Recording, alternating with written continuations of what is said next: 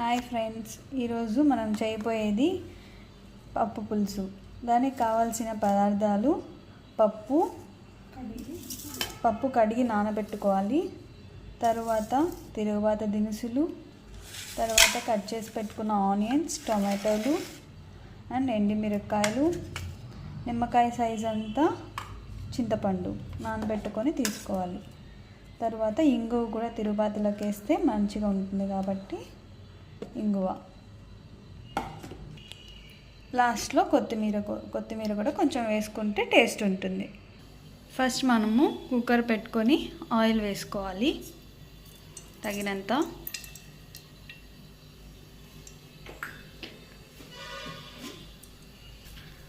తర్వాత oil heat అయిన తర్వాత తిరుగుబాత దినుసులన్నీ అందులో వేసుకోవాలి.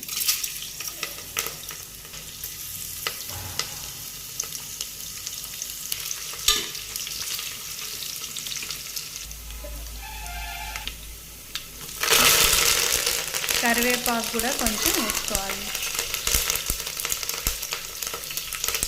ఎండుమిర్చి కూడా వేసుకోవాలి. అది కొంచెం వేగిన తర్వాత కందిపప్పు కూడా అందులో వేసుకొని ఒక 2 మినిట్స్ వేపుకోవాలి. ఇది కొంచెం ద్వారగా వచ్చే వరకు వేపుకోవాలి.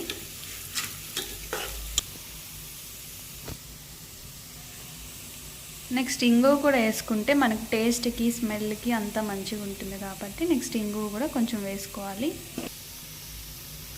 నెక్స్ట్ అవి కొంచెం వేగిన తర్వాత ఆనియన్స్ కొన్ని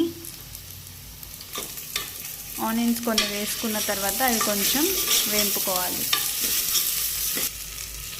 ఆనియన్స్ ఫాస్ట్గానే వేగిపోతాయి, ఎందుకంటే ఆల్రెడీ మనకు కందిపప్పు తిరుగుబాత అంతా మంచిగా వేగుంది కాబట్టి ఆనియన్స్ జస్ట్ ఒక 2 మినిట్స్లో వేగిపోతాయి. తర్వాత మళ్ళీ మనం టమాటాలు వేసుకోవాలి. నెక్స్ట్ టమాటాలు కూడా వేసుకొని ఆనియన్స్ లాగే ఒక 2 మినిట్స్ ఫ్రై చేసుకుంటే టేస్ట్ని బాగా ఎన్హాన్స్ చేస్తుంది. ఇప్పుడు తగినంత పసుపు కూడా వేసుకొని ఒక 2 మినిట్స్ వేపుకోవాలి. నెక్స్ట్ నానబెట్టుకున్న చింతపండు కూడా వేసుకొని గుజ్జు అంతా అందులో వేసుకోవాలి. నెక్స్ట్ తగినంత వాటర్ వేసుకొని లిడ్ క్లోజ్ చేసి ఒక 3 విజిల్స్ వచ్చే వరకు మనం వెయిట్ చేయాలి. నెక్స్ట్ రుచికి సరిపడా సాల్ట్ వేసుకొని మనం లిడ్ క్లోజ్ చేసుకోవాలి.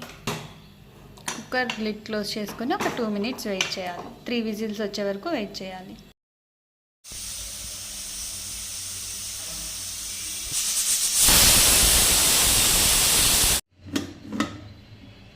నెక్స్ట్ మనకి 3 విజిల్స్ అయిపోయిన తర్వాత కుక్కర్ లిడ్ తీసేసి అందులో మనకి ఎక్సెస్ వాటర్ అనేది ఉంటే మనం అది తీసి పక్కన పెట్టుకోవాలి.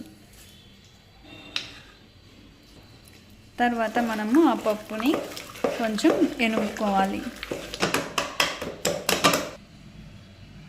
నెక్స్ట్ ఆ పప్పు అనేది బాగా మెత్తగా అయిన తర్వాత మిగిలిన వాటర్ కూడా అందులో వేసేసేయాలి. లాస్ట్లో మనకి సరిపడా సాల్ట్ వేసుకోవాలి. సాల్ట్ ముందు వేసుకున్నది సరిపోకపోతే ఇంకొంచెం సాల్ట్,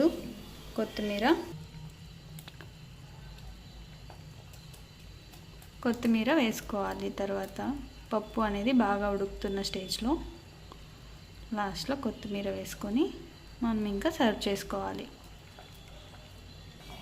ఇలా చపాతీలకి కానీ టిఫిన్స్లోకి కానీ అన్నిట్లకి పప్పు పులుసు అనేది చాలా టేస్ట్గా బాగుంటుంది. మా పప్పు పులుసు కానీ మీకు నచ్చినట్లయితే please do like, share and subscribe to our channel.